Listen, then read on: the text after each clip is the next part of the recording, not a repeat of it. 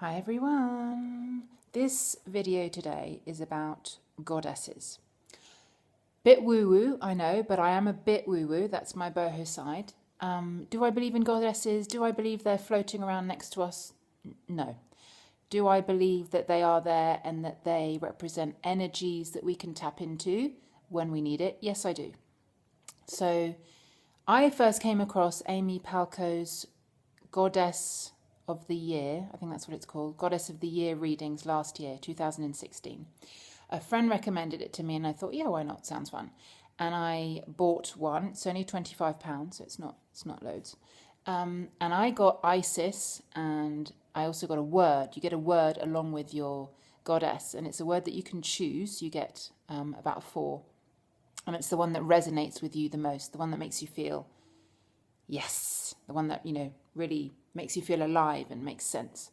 So my word was remember. And this was crazily accurate because last year was the year that I started on this amazing course of subtraction, removing and taking care to look at removing stuff that is no longer mine to carry. Mistaken beliefs that have been passed down to me from family, culture, society, my peers, things that I've been thinking are my beliefs, but they're not. They're just there out of habit. So really looking at what do I believe? What do I believe that I thought I believed that isn't mine? And what do I believe that I actually believe? That makes absolutely no sense, but you know what I mean. So what are my true beliefs? Who am I underneath all of everyone else's stuff? So the word remember was incredible. It was about remembering my divine blueprint. Who am I underneath all of this crap? My goddess Isis is famous in Egyptian times, I think, for having remembered, literally, her husband was murdered and cut into pieces, and for having remembered him, so put him back together. She even made her own missing piece because I think there was a piece of him missing, and she created it so that he became whole again. And that's what she helps us to do, to become whole. So that's who I had last year, and it was amazing.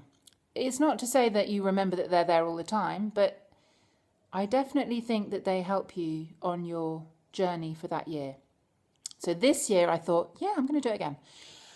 And this year I got Ocean, who is a Brazilian goddess, very sexy, Brazilian goddess of pleasure and beauty, which is so exciting because I really feel I've got to a place where I've got to ground zero.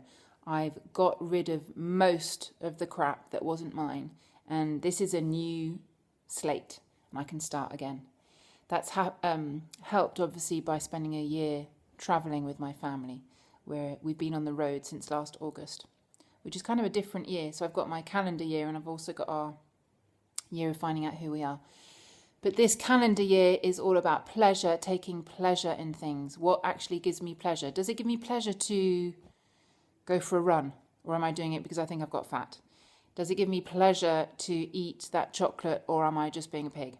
Does it give me pleasure to put a vlog on YouTube, or am I doing it because I feel I have to?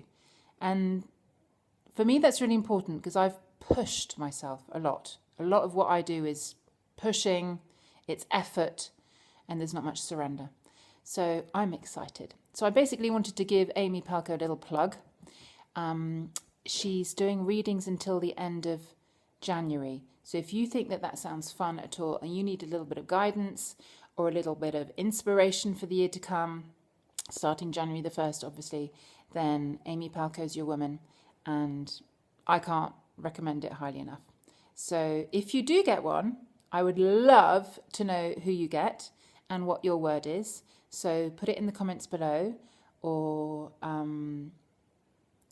send me a message or put another little video telling me why that excites you.